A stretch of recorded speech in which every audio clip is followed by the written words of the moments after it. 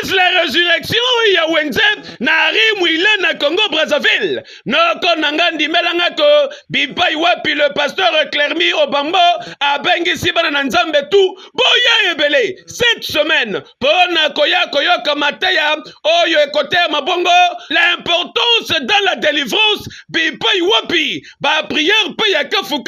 ezali bongo préparé okozala na rendez-vous na kumsi d'abord nzambe na nyoso na mingi pour ya tensinga lelo pona koloba na tina na ye message ya semaine na biso ezali na importance ya délivrance pour te biso ba nzambe toujours ya ka église mais to ko croire na ngote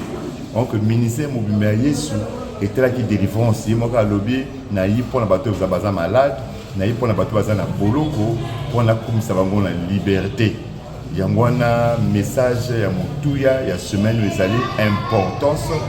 ya délivrance kotal sabana importance bango va constater que ce makambo ko se répéter na vie c'est que ya boloko il faut pas bima na kati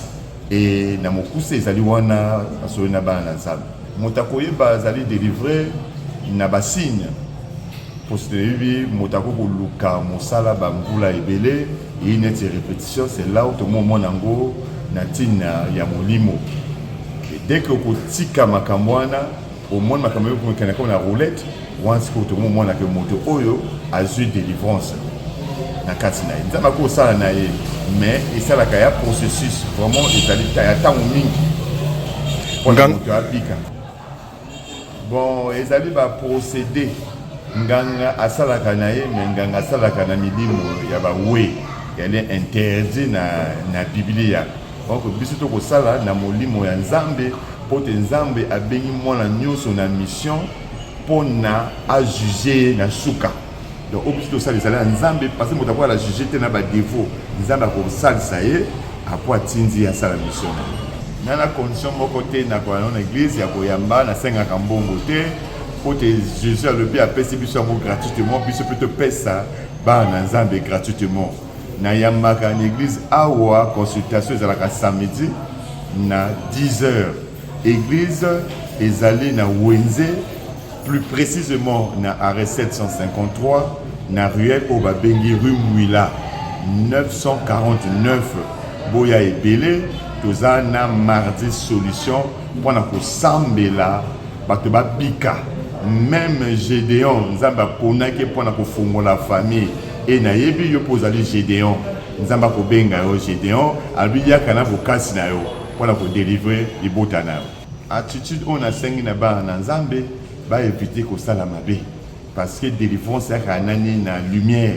et lumière etali pureté ce que vous allez pur kokoyeba ndena kozwa délivrance donc batika bunyamu bakota na kati ya concentration na kati ya liloba nzambe bafongola mitema et clé auto sengi kozaka na kondima pote Yesu alobi ta foi ekobikisa yo bon napesi lisekwa nyonso mbote surtout lisekwa ya siège oyo ezali na kine oyo ezali kokamba na papa na biso Dominique napesi mpe mbote na papa Lutumba na Bandundu biso tozali tokozela kaka arrivé ya dadi Dominique noko boye ebele awa na kati ya église la résurrection l'homme de Dieu le pasteur Clermy Obambo aza kozela bino boya koyeba ya motuya na kati ya délivrance